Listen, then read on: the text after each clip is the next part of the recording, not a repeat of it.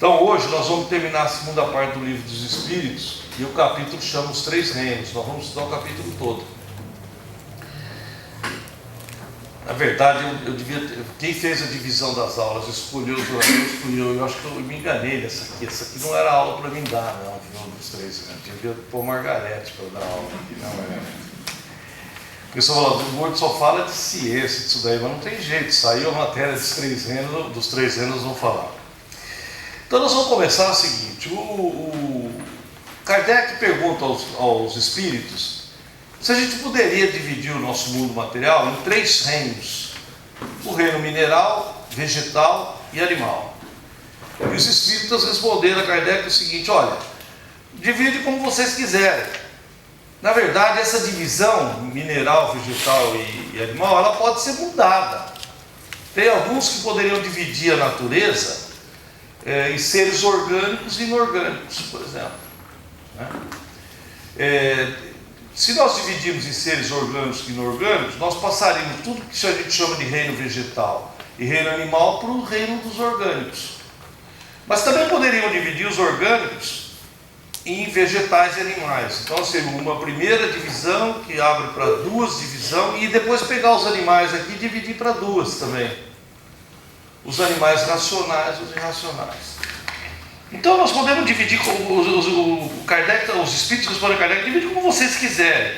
E Kardec tinha essa vocação para dividir, classificar, porque Kardec era um cientista.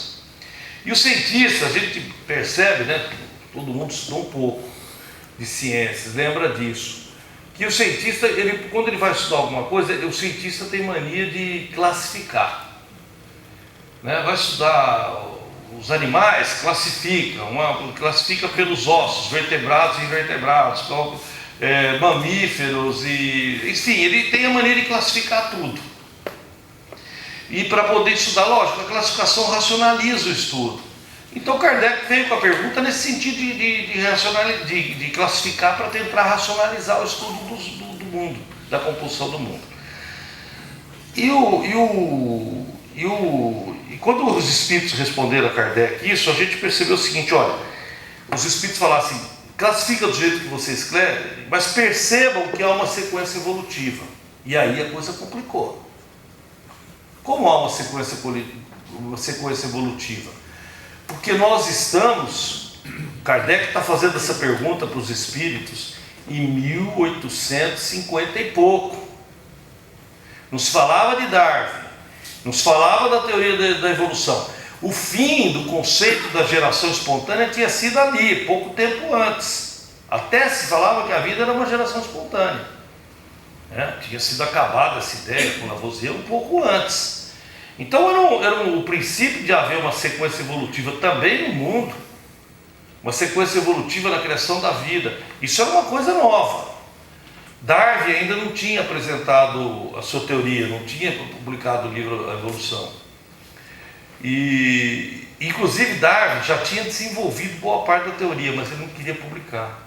Quem assistiu o livro Evolução, assistiu o filme Evolução?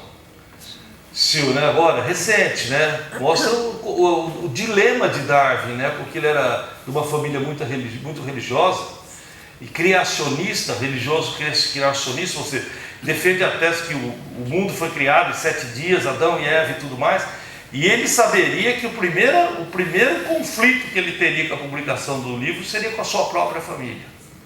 Então ele passa no dilema. E por que ele publicou o livro? Porque avisaram, olha, tem um cientista lá na Europa, não me lembro se era na Áustria ou na Alemanha, que vai publicar a teoria da evolução. Vai publicar e você vai perder o mérito de ser o criador dela.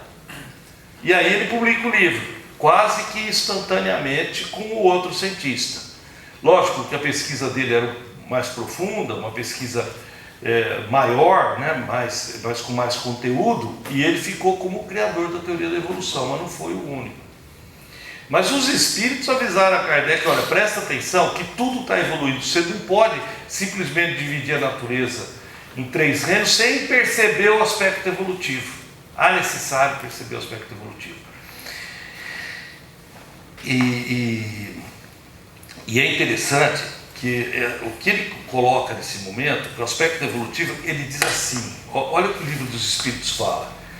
Tudo na natureza, tudo é transição na natureza. Tudo é transição na natureza. E aí, quando os Espíritos perguntam novamente, quando Kardec pergunta novamente aos Espíritos, eles respondem em duas perguntas. Na 604 e na 607. Quem deu uma lida no livro desse Tardes 3 anos vai lembrar disso. Ele responde duas vezes. Responde assim: tudo se encadeia na natureza. Tudo se encadeia na natureza. Gente, não dá nem para desenvolver, em 1857, desenvolver essa ideia.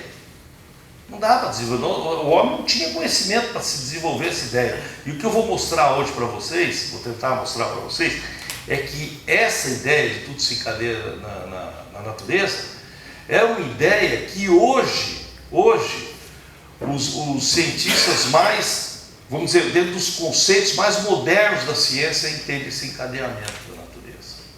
Que em 1857, quando o livro foi publicado, não se tinha essa ideia. Entendeu?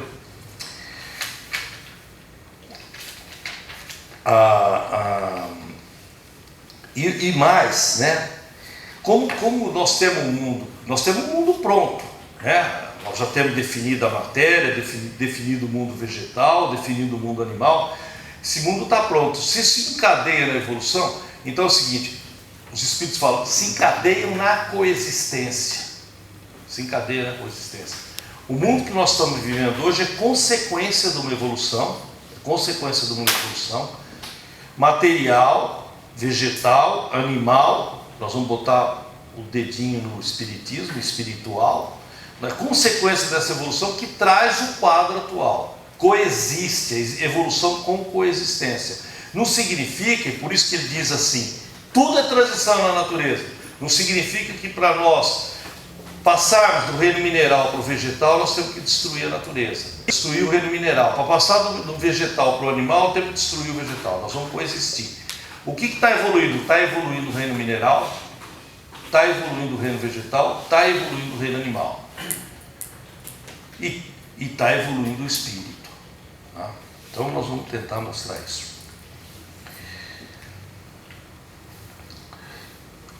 O livro dos Espíritos também afirma o seguinte. Então nós vamos começar a falar da origem, nós vamos começar a falar da matéria. Foi a primeira coisa que apareceu na criação, a matéria. O livro dos Espíritos diz o seguinte: a matéria inerte que constitui o reino mineral não tem nela senão uma força mecânica. Vamos guardar essa frase do livro dos Espíritos, tá? Vamos guardar, que nós vamos usar muito isso daqui. Nós vamos descobrir lá na frente que isso aí responde o conceito atual da ciência, né? A matéria inerte que constitui o reino mineral não tem nela senão uma força mecânica. Então, nós vamos falar um pouco da origem da matéria. Então, vamos voltar lá, lembra? Nós já tivemos uma aula aqui no começo, né? Sobre a criação do universo. Então, existe um ponto que está sobre uma pressão imensa, sobre uma alta temperatura e sobre uma concentração eletromagnética total. Isso num ponto só. Esse ponto, acionado por alguma coisa que nós não entendemos, a ciência não consegue entender hoje, que está fora da matéria, fora do tempo, fora do espaço, né? E que nos daria uma ideia de Deus, aciona esse ponto que explode. Nesse momento dessa explosão, que é chamado Big Bang, o que acontece? Há praticamente uma explosão, né? uma expansão imediata de forças e uma desorganização total. Os cientistas dizem assim, era um caos. A imagem, o termo que foi usado era o caos. Quando eles usaram o caos, inclusive, os cientistas, eles fizeram uma homenagem principalmente aos espiritualistas orientais, que diziam que o princípio era o caos, né? O mundo caminha para o quê? Até uma expressão que em latim, eu não lembro direitinho, você lembra como que é? Ordem no caos. Vamos falar em português, se você falar em latim, o tio Ica sabe. Ordem no caos. Então, aquela explosão cria o quê? um monte de partículas que nós estamos, hoje a matéria está conseguindo definir como uma partícula essencial da matéria, né? A partícula de Deus, que eles falam, um monte de partículas soltas. A energia é tanta, né, que começa com uma cor rocheada. Todas essas expectativas são feitas com leituras, né, com esses telescópios que conseguem ler a milhões de anos-luz, que a luz vem caminhando alguns milhões de anos para chegar nele, eles vão cada vez pegando mais a distância, definindo a coloração. Então tem-se a ideia no princípio das colorações, que são dadas pelas distâncias. Eles falam que o mundo começou violeta, passou para vermelho e depois laranjado, o universo, né? Então, nesses primeiros momentos, né, os primeiros segundos dessa energia começa todo a se expandir e criar. Todas essas partículas estão soltas. E aí, à medida que o universo vai criando, eles calculam que, pela expansão dessa radiação, que isso foi dado por volta de 20 bilhões de anos atrás, essa expansão essas partículas começaram a se agrupar. Então, alguns milhões de anos depois, começaram a surgir prótons, elétrons, núcleos, agrupando os prótons e os nêutrons, elétrons. Essas partículas começaram a se agrupando e foram criando a matéria. Eu não vou tentar me estender muito na parte científica, mas a ideia foi como a matéria foi sendo criada. Ao mesmo tempo que a matéria foi sendo criada, com uma quantidade de energia tão grande, uma temperatura altíssima, né? Era tudo volátil nessa criação, não existia uma coisa fixa, mas era matéria. Hoje a ciência entende que a luz é uma matéria, né? Numa velocidade muito grande. Então tudo isso era muito volátil, não era uma matéria consistente como nós falamos hoje. E essas coisas foram se agrupando. O universo foi cada vez se expandindo mais, criando espaço, porque aquela força inicial jogava tudo para longe, e começou a esfriar. A temperatura começou a se diluir naquele espaço todo. E ele começa a esfriar, o que acontece? Diminui a velocidade dos elétrons, dessas partículas, elas começam a se agrupar. Começa a se agrupar. Uma coisa que tem muita energia é luz. Diminui a energia é radiação. Diminui a energia é gás. Diminui a energia é líquido. Diminui a energia é sólido. Então começou a se agrupar e começaram a se formar os planetas, as estrelas, os sóis, começaram a se agrupar. Mas tudo que isso acontecia, e eu acho que o bacana disso, a gente fala, mas era um caos que tinha a tal da ordem, da harmonia, tudo isso acontecia com um princípio. Existiam leis mecânicas, eletromagnéticas, que faziam com que isso se criasse, que aquilo sido criado. Na verdade, quando a gente percebe, quando a gente lê isso aí, a gente fala assim, não foi uma coisa, a criação do universo não foi uma coisa assim, aconteceu por acontecer.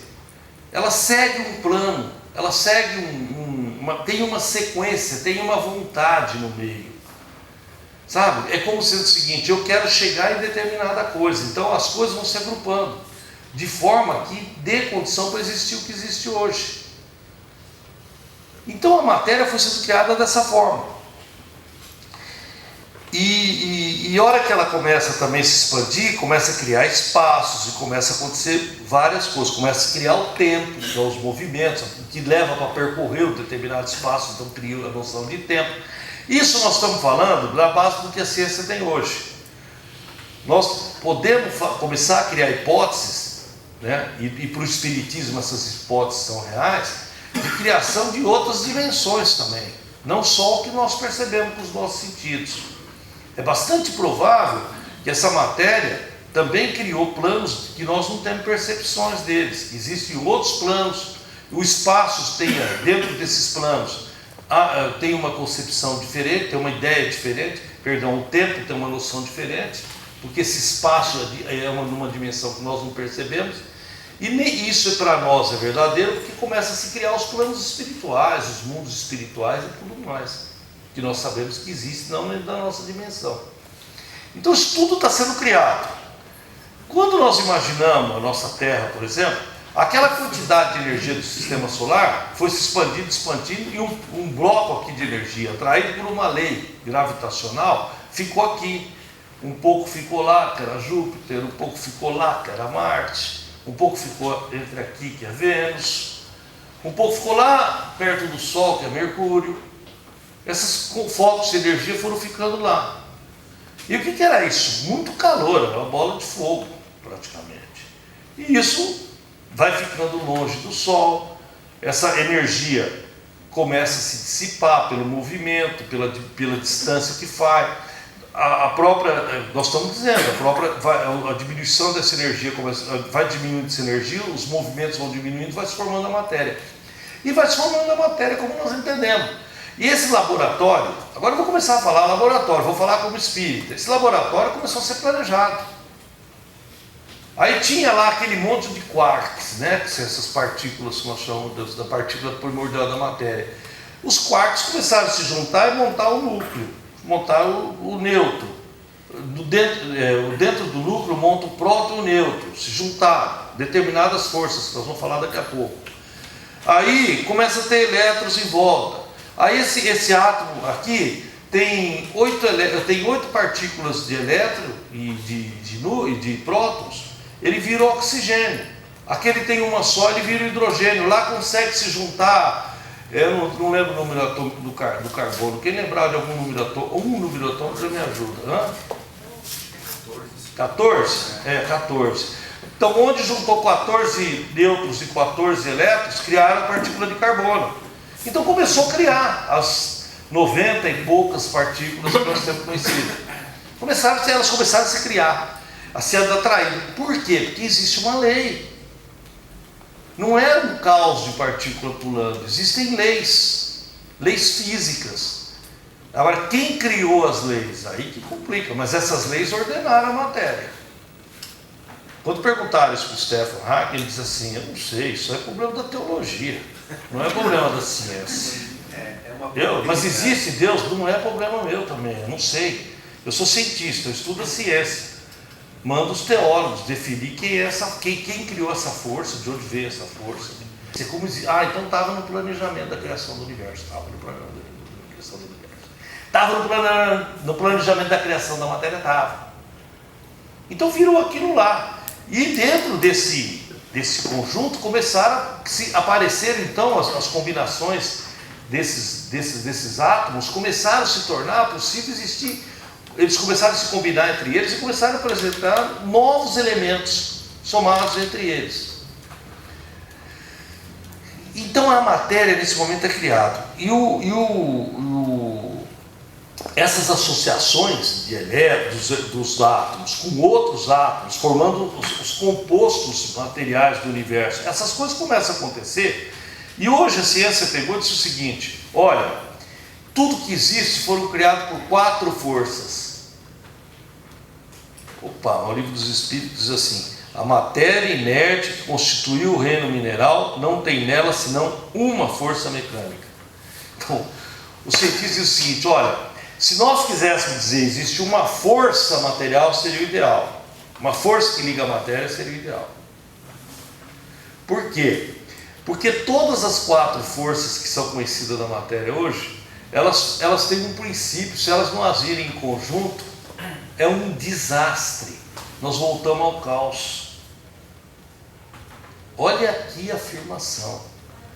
Então, quando a gente fala tem 4 forças que cria o reino material do mundo, que cria a matéria no mundo, quando nós falamos que tem 4 forças, na verdade nós falamos que tem uma força.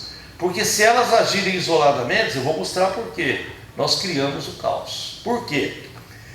A maior de todas as forças que existem na matéria, quem sabe? É a força forte, né? Acho que é Não, a maior de todas as forças é a velha e conhecida gravidade. Né? Por quê? Porque ela é a força mecânica, né? As outras forças são eletromagnéticas, né?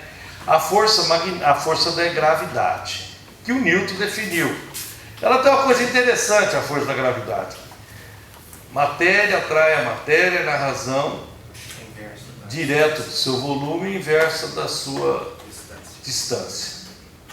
Isso é muito interessante, porque aí nós já criamos um princípio.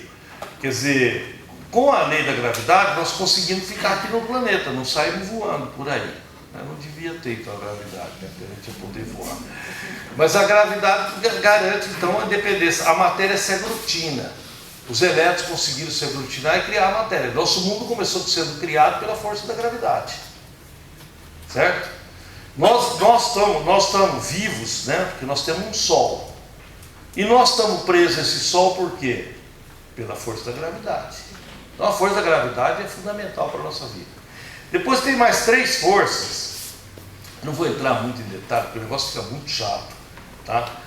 Existe uma força que eles chamam da eletromagnética pura, que aí os polos iguais se repelem e os inversos se atraem. Certo? É o ímã, né? Força eletromagnética. E por isso que o núcleo, dentro do núcleo, o próton atrai o elétron. Então, você fala, mas aí não importa a distância, é uma força eletromagnética. Mas e dentro do núcleo? Por que o nêutron não dá um pulo para fora e vai lá junto com o elétron? O nêutron é positivo, o elétron é negativo. Por que o núcleo o nêutron não pula fora? Isso é uma questão. Por que o nêutron não pula fora e se encontra com o elétron? Porque existe uma força chamada nuclear forte, que faz com que as duas cargas positivas se atraem e não deixam o nêutron sair do núcleo. Quando o nêutron sai do núcleo, o que acontece? Acontece uma explosão atômica. E aí sim, uma liberação de energia descomunal. É por isso que eu comentei da questão da força forte. Estou falando que eu li no livro, né? Não estou fazendo físico. Que é a força forte, é a mais forte. É descomunal, é descomunal. É descomunal. Do jeito que se nós não tivéssemos a força gravitacional, nós também teríamos uma coisa descomunal, né? Descomunal. Nós não teríamos desgrandado do Sol. Então, mas o princípio é esse. A força fraca, nuclear fraca, é que mantém o elemento neutro dentro dele, que mantém o núcleo estabilizado. Aí é todo o núcleo estabilizado. E a forte é que não deixa o nêutron sair. Os cientistas descobriram que dava um jeito de romper o núcleo. Romper o núcleo era tirar esse próton de dentro. Quando ele tirou, ele criou uma energia descomunal. Né? E a maior de todas as bombas é de hidrogênio. Por quê? Quem sabe por quê? Porque o hidrogênio só tem um núcleo. Se você tirar, só tem um próton. Se você tirar o próton de dentro do núcleo, acaba a partícula de hidrogênio. A explosão é descomunal. É mais ou menos o que aconteceu. São essas explosões que aconteceram lá no começo do mundo. No começo do universo, com o Big Bang. Então, e outra coisa. Se eu não tenho a força nuclear forte, eu destruo a força eletromagnética.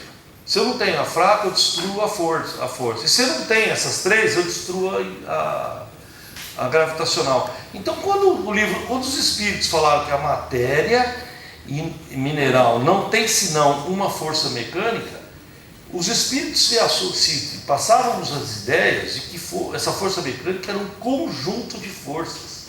Hoje nós podemos interpretar os espíritos dessa forma. É um conjunto de forças que cria a possibilidade de existir a matéria. Então o reino mineral, ele é mantido, é importante a gente fixar isso, ele é mantido, ele existe, porque há um conjunto de forças que nós podemos resumir numa só, que elas interagem entre elas, que mantém essa matéria unida.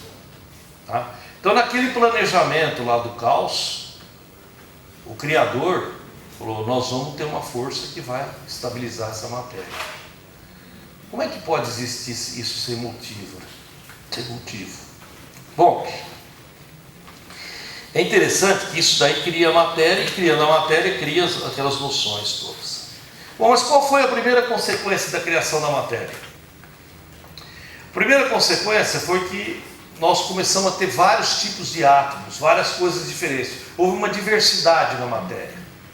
Começou a existir o carbono, o oxigênio, o potássio, o magnésio, o enxofre, o silício. Começou a existir um mundo de elementos. Isso aqui está tudo aqui na Terra. Né? Quando eu falar agora de oceano, não pensa um oceano com água, né? Pensa um oceano com metal derretido. Tá? A energia que tem aqui na Terra é imensa. Estou lá nesses primeiros anos da formação da Terra. Então essas energias imensas, os oceanos são de amônia, de metais pesados, de enxofre, e aquilo evapora, chega aqui, distante da Terra, esfria, liquefaz, chove. Chuvas então de metais. Está caindo a chuva, já começa a esquentar de novo, começa a subir de novo. E aquele processo vai indo. Esses elementos estão tudo aqui. Os espíritos falaram a Kardec, estava tudo aí na Terra. Tudo necessário para criar a vida está aí na Terra. Então a consequência da formação do reino mineral, a maior de todas as consequências, é começar a existir a vida. E assim, isso daí mostra que o encadeamento entre o reino mineral e o reino vegetal. Percebe quando eu disse há uma evolução na formação entre o reino mineral e o vegetal? Por quê? Porque foi assim que aconteceu, né? O que eles falam? Isso é tudo no campo hipotético, porque a ciência não conseguiu criar. É bom a gente fixar isso, hein? A ciência não conseguiu criar ainda um laboratório com as condições que estava a Terra naquela época. É quase que impossível isso. Primeiro que nós não temos capacidade, nós não temos energia para criar um ambiente térmico que existia aqui. Nós tínhamos que pegar o núcleo da Terra e trazer para cima, porque o núcleo da Terra é um espelho do que era aqui, né? Isso aqui, na verdade, nós não tínhamos nada sólido, nós tínhamos um plasma, uma coisa de sólido para cima, né? De líquido para cima, perdão, né? Aí aconteceu o seguinte: lá no interior da nossa Terra, no interior da Terra, existia uma partícula de carbono. O carbono já estava dentro da Terra. Então alguns átomos lá, seguindo esse planejamento, né? Que a própria Hebe do livro de Darwin e Kardec diz assim, que os cientistas chegaram à conclusão e falaram assim, é muito louco o que aconteceu. Estatisticamente, é uma coisa quase que impossível.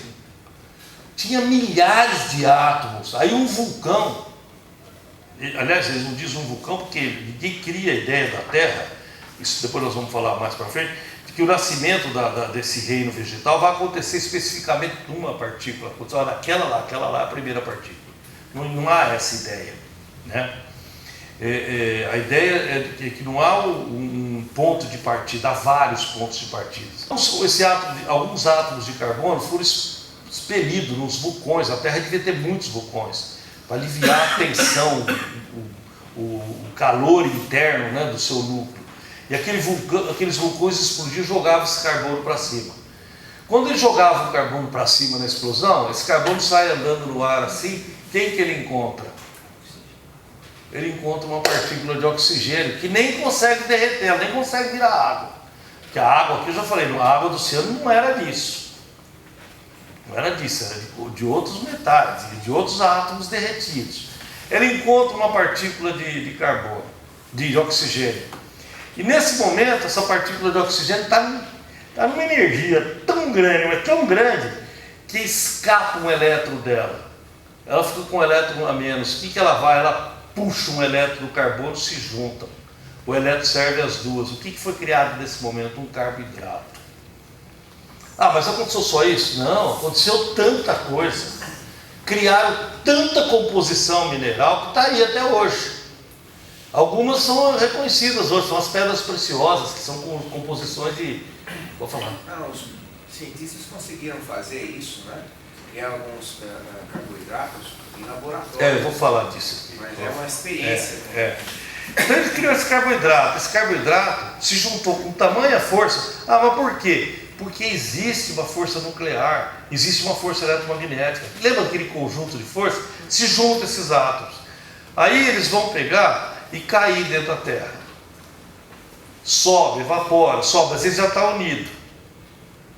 Aí eles falam, deixa eu achar aqui. Aí o que acontece? Quando eles estão descendo na Terra, subindo, descendo na Terra, só que está formado o carboidrato. Numa dessas descidas da água, eles encontram amônia. Eles encontram amônia dentro do mar. Eles encontram amônia. Quando você junta o carboidrato com uma amônia, o que vai acontecer? você vai criar um elemento mais sofisticado. Os cientistas chamam eles de coacervatos. Esses coacervatos já é uma estrutura já extremamente sofisticada para o momento que nós estamos vivendo. E esses coacervatos, eles descem para o fundo do oceano e eles começam a se juntar. Uma coisa impressionante. Se juntar. Determinadas condições de aceleramento dessas composições criam uma coisa que aí é o ponto X da ciência, que é o que funde a cabeça de todos os cientistas, cria uma condição que esse coacervato se reproduz.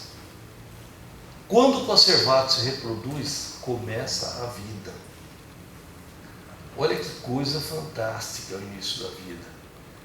Esse início da vida é uma consequência do mundo mineral.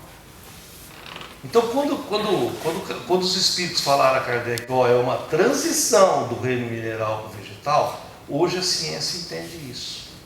Nesse momento nasce a vida. Tem um cientista na verdade o trabalho dele vai Geraldo de Madoc, né? Ele chama, não vou citar nome, né? Não tem jeito. Né? O Oparin é um cientista russo. Em 1924 ele desenvolveu essas teorias dos conservados.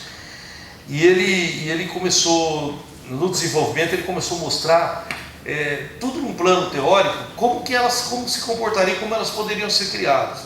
Ele morreu, a história dele é interessante contar, porque são fatos que... Ele morreu em 1954. A teoria dele foi proposta em 1925. Ele morreu 29 anos depois, sem conseguir fazer uma experiência de laboratório. Um ano depois que ele morreu, um outro cientista americano chamado Stanley Miller conseguiu mostrar que em determinadas condições, se ele aplicasse uma força eletromagnética ou uma descarga elétrica no coacerveto, esse coacerveto mudava de propriedade, ele criava propriedades. E essa experiência é considerada até hoje, a experiência mais próxima do sentido de entendimento da criação da vida. Então, por que no laboratório não reproduz a vida? A vida. Porque nós ainda não temos as condições, nós não temos como formar as condições do mundo naquela época. Nós estamos chegando perto, por um outro caminho. Nós estamos chegando perto. Essas experiências de clonagem e tudo mais, nós estamos chegando perto. Chegando perto dessa possibilidade de criar a vida. O homem está chegando. As consequências disso é um assunto muito legal para a gente ter uma palestra de dezembro, isso daí, né? Porque nós temos que pensar nas consequências disso. Tem que estudar e achar no Espiritismo como interpretá-las. Mas nós temos que se preparar para esse assunto. E aí, então o que aconteceu? Eles perceberam que existiam algumas transformações. Esses coacervetos, que são substâncias ainda primárias, de oxigênio, carbono e amino, eles podiam se tornar aminoácidos. Só que eles não conseguiram chegar ainda nessas propriedades da vida. Mas a transformação em aminoácidos, e sem aminoácidos não há o quê, Renato? Sem aminoácidos não há proteína. Não há proteína. E sem proteína não há vida. Então, o caminho está certo. Para nós aqui, ninguém aqui vai sair cientista daqui hoje. Mas para nós, o que eu quero mostrar para vocês é que há uma sequência. A vida tem uma sequência. O laboratório mineral, aquele mundo mineral, criou o mundo vegetal. Aí nós vamos ter que imaginar, que o Emmanuel põe lá no Caminho da Luz, que aqueles verdadeiros engenheiros da genética, eu vou falar engenheiro para puxar para o meu lado um pouco, né? Mas podia falar os médicos, os criadores lá, eles estavam criando essas experiências, inclusive se existe um plano, por mais difícil, por mais simples, também existe um plano. Então as nossas características da Terra foi sendo criadas experiências. E há um momento em que a evolução dessas composições são tão grandes, daquela célula quase que nós podíamos dizer, uma célula tão simplesinha que é um coacerveto, né? Aquela composiçãozinha, aquela partícula tão simples, ela vai ficando tão sofisticada, que começa a ter todas as características da vida, que é a reprodução, a conservação, a troca de energia com o ambiente, né? E morrer, se não morrer não tem vida, né? Então, todas essas características, já teve uma aula da Bia sobre isso aqui, né? Todas essas características da vida começam a aparecer e ela vai ficando sofisticada. A sofisticação do meio vegetal passa para criar as primeiras células animais. Inclusive no livro dos Espíritos ele fala isso, olha, tem elementos que está numa transição muito perto entre vegetal e animal. E nós sabemos que existem isso. Chegam a se confundir essa transição. Então a sofisticação da célula vai ficando tão grande, que começa a existir os animais. E os animais são uma evolução do reino vegetal. Mas interligado. Não é reino. Quando nós pensamos nos 3 reinos, não vamos pensar em 3 coisas. Vamos pensar em coisas unidas, fazendo parte do mesmo composto que é a natureza. E esses animais vão ficando sofisticados. E aí, vamos introduzir 2 princípios aí. Um, vocês estudaram já aqui, que é o princípio vital. Porque quando ele disse que precisava de ter uma energia, uma descarga elétrica, alguma coisa para criar as condições de vida, e que é nisso que a ciência está se aproximando, o que é para nós essa carga elétrica, entre aspas, que anima uma molécula? Princípio vital. O princípio vital. Então os Espíritos falaram, olha, tem o princípio, tudo que é vivo na natureza, vegetal, animal, tem o princípio vital. A ciência tem chegado muito perto nisso quando ela começou a estudar o DNA, porque tudo que é vivo tem esse código genético. Tudo que é vivo tem esse código genético. E o que é impressionante é a semelhança do código genético, tá certo, Renato? A semelhança do código genético. O código genético tem pouquíssimas modificações. Pega o código genético do animal e do homem. Eu não sei do macaco, parece que pouquíssimos genes que tem, né, de diferença. Acho que é 2. 2, então eu não me lembro, eu sei que é muito pouco. Então existe um princípio vital que produz a vida e existe alguma coisa que diferencia o animal e nós. Eu já estou saindo do vegetal para o animal, e agora estou chegando no homem. Eu prefiro usar as 4 diferenças. O homem é um animal tão terrível que eu separei dos outros animais, né? Então, ali o que diz o livro dos Espíritos? Olha, o animal já dá a possibilidade do começo de uma individualização. E o animal, ele começa a revelar uma coisa que já não é da física, da composição física. Ele começa a apresentar um sentido de individualidade e começa a apresentar os seus instintos. Então há um princípio espiritual, não é um espírito. Ninguém fala aqui em espírito de animal. Não é um espírito, mas um princípio espiritual. Esse princípio espiritual vai se transformar um espírito? Vai se transformar. Não aquele do animal, é um conjunto de experiências. Quando o espírito nasce, ele já vai encarnar num corpo humano, que tem a capacidade de ter inteligência. É isso que o livro dos Espíritos diz. Aí, nesse momento, nós estamos transitando do animal para o homem. E essa transição do homem, a gente fala muito mais, mas a Darwin falou, o nosso corpo humano, o nosso corpo aqui, a gente simplifica muito assim, não, nós descendemos do macaco. Nós não descendemos do macaco. Nós descendemos de um primata lá, que parecia um macaco, que teve várias linhas de descendência. O macaco não é nosso irmão, é nosso primo, vamos dizer assim. Tá certo? Ele é uma variação dessa descendência. Não imagine, senão o macaco ficou sendo macaco a vida inteira. Quer dizer, o macaco também é uma evolução. Ele também é uma evolução. Nós temos a mesma origem, por algum motivo, para nós, espíritas, seria a presença do espírito nos levou para esse caminho aqui. E o macaco foi para outro caminho. E também, uma coisa que é muito discutida, e aí vai a teoria do criacionismo, que se a vida surgiu lá no mar, como eu contei, em vários momentos, vários átomos de carbono se juntaram com vários átomos de oxigênio e criaram o primeiro carboidrato, que depois foram se juntar com o amino, com o amoníaco, né? E criar essa primeira célula. Foi criar a condição para existir em vários lugares da Terra o surgimento do mundo vegetal. A ideia do surgimento do primeiro homem pronto para receber o espírito humano não pode ser criacionista, não surgiu o primeiro homem. Essa experiência atômica, molecular, está acontecendo no conjunto do planeta. Então, muita gente insiste em dizer que o homem nasceu na África, o homem nasceu... Não, o homem nasceu em vários pontos. Hoje, cada vez mais a ciência descobre isso. Fala a origem do homem lá, não, eu tenho as navegações, mas não, o homem nasceu em vários pontos. O homem nasceu em vários pontos. Essa evolução foi surgindo, inclusive diferenciou, descaracterizou as nossas condições de raça. O homem aparece não só com um elemento de perfil racial, né? Nós temos diferenças de cores, de olhos, de cabelo, enfim, várias diferenças, porque caracterizado dentro do nosso lugar. Não surgiu um homem. Agora, esses primeiros espíritos que reencarnam, eles têm uma dificuldade muito grande de enfrentar o ambiente.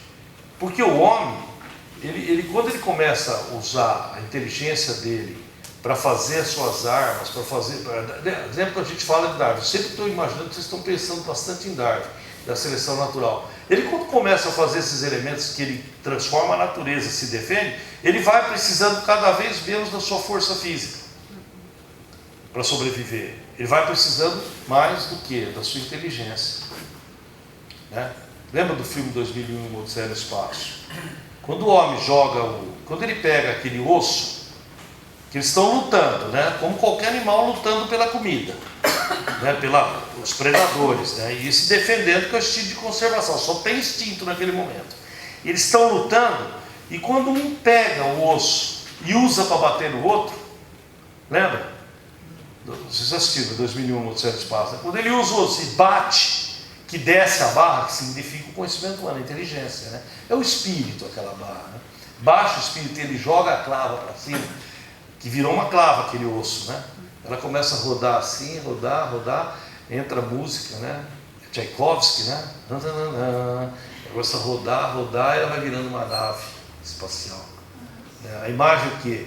A criação da primeira ferramenta, que é a clava, o martelo, faz com que a inteligência humana, que está simbolizada pelo espírito, que é aquela barra preta, uma placa preta que desce assim. O monolito, isso, negro, né? Que desce, que é o que motiva a viagem da nave, né? Do 2 minutos. Né? Então, eles mostram o seguinte: olha que o homem tem o espírito, tem a inteligência, que ele recebe o seu primeiro espírito, que ele cria a sua primeira ferramenta, cria a primeira condição de mudar o mundo, coisa que nenhum animal é capaz de fazer. E ele transforma essa ferramenta, a evolução dessa ferramenta, aquele osso vai virando, e vira a nave espacial no ar. A nossa ferramenta, a nave espacial nossa, que faz percorrer os planetas, que chegou a Plutão há 15 dias atrás, 10 dias atrás, ela nasceu naquele machado, naquele martelo, feito por um osso. Isso é fantástico, esse tema da evolução. E esse homem recebe aquele momento. Quando ele começa a criar, ele pode ser mais fraco dos outros animais, porque ele cria sistemas de defesa, ele tem o instinto gregoriano, ele começa a se agrupar, ele vai ter o primeiro princípio de família, a conservação da raça, já não é uma coisa só instintiva. Tem um sinalzinho de virtude, tem um sinalzinho de amor já. Ele se apega aos seus, por quê? Por instinto de sequência. Nós vamos estudar as leis morais, agora nós vamos falar bastante disso. Ele se apega pelo instinto de conservação da raça, mas nesse momento já começa a ter o princípio do amor. E isso diferenciou o homem do animal. Então, o reino animal passa a ter o seu campeão, que é o homem, né? Pena que ele faz tanta bobagem na sequência, mas é essa a ideia. Então, esse princípio da criação do espírito ocupando dá esse upgrade. Mas aonde começou isso tudo? Aonde começou isso tudo? Lá no reino mineral, com aqueles dois, aquele carbono que se juntou com aquele oxigênio lá. Olha que coisa. Que criaram tantas variações, né? Que cria, Vânia, que quantos elementos nós temos no corpo humano, quantos átomos nós temos no corpo humano diferente, né? Quantas composições, nosso fígado é composto de átomos diferentes, e como os átomos aprendem a ser fígado, a ser rim, como que eles conseguem, essas partículas, como que elas conseguem evoluir, aprender a ser coração, pulmão, como que ela consegue aprender a ser cérebro? Quem é que ensinou para aquelas primeiras células? Começam lá, você que é ginecologista sabe bem disso, começa lá o nascimento, não é isso? E dali começa a desenvolver células que elas falam, não, eu vou ser diferente. Como que ela fala, eu vou ser diferente? Não, eu vou ser fígado. Azar seu, eu vou ser coração. Né? Como é que consegue, né? Como é que consegue? E são o quê? Elas são matérias.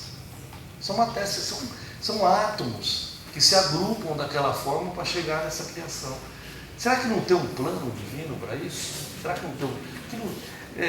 que nós não podemos tirar disso uma conclusão que isso não pode ter sido feito por acaso? Nós não podemos tirar essa conclusão? Será que nós não podemos entender que esse caos ordenado lá atrás traz a nós aqui e vai levar a nós, eu termino aqui as minhas observações, é o seguinte, vai levar para onde? Vai levar para o futuro. O que será o futuro? Kardec, os espíritos falaram a Kardec de outros planetas, de outras experiências, de que o espírito abrigando corpos diferentes, adequados ao desenvolvimento daquele planeta. Corpos diferentes dos nossos. Lá, ele fala assim, nos mundos mais evoluídos, os animais são mais evoluídos, o reino vegetal é mais evoluído. Então, aquela coexistência da evolução, não é uma coisa dizendo o seguinte, olha, nós vamos ser para toda a vida desse jeito. Não, há um conjunto evolutivo. Então, a expressão que eu usei lá no começo, existe uma coexistência da evolução. Existe uma coexistência. Todos os mundos, todos os nossos chamados reinos, mineral, vegetal e animal, estão nessa constante de evolução. O nosso organismo está nessa constante de evolução. E essa é a ideia. E se vocês vão ler isso no Livro dos Espíritos, dessa forma. É difícil a gente perceber isso, porque nós vamos ter que cada vez mais aprofundar o nosso conhecimento. Eu acho muito difícil interpretar o Livro dos Espíritos sem esses avanços da ciência, principalmente nesse capítulo. Né? No final, Kardec, ele fala assim, se a gente fosse fazer uma sequência, seria o seguinte, uma hora o reino mineral, parte do reino mineral, adquiriu vitalidade, criou o reino vegetal. Com a presença do princípio espiritual, essa vitalidade é o princípio vital. Com a presença da espiritualidade, com a presença do princípio espiritual, apareceram os animais. Com uma inteligência limitada, dominada pelos seus instintos. Depois ele diz assim, e o homem é a consequência final, com a presença do espírito, como uma individualidade que traz uma inteligência especial. E aí o que é que eles falam? Isso é Kardec, os espíritos a Kardec no Livro dos Espíritos, nesse capítulo. Traz uma inteligência especial. O que significa essa inteligência especial que diferencia o homem do animal? Consciência do futuro. Percepções extramaterial. Quando eu estou falando de extramaterial, não pensa em mediunidade, não. Extramaterial é sensibilidade. É sensibilidade mental. Nós conseguimos ter essa percepção. Nós sabemos o que é amor, o que é ódio, o que é raiva. Não sabemos? Isso é uma percepção extramaterial. E por fim, o homem, quando ele tem esse dom, ele tem a consciência da existência divina. Ele tem formas de perceber a existência divina.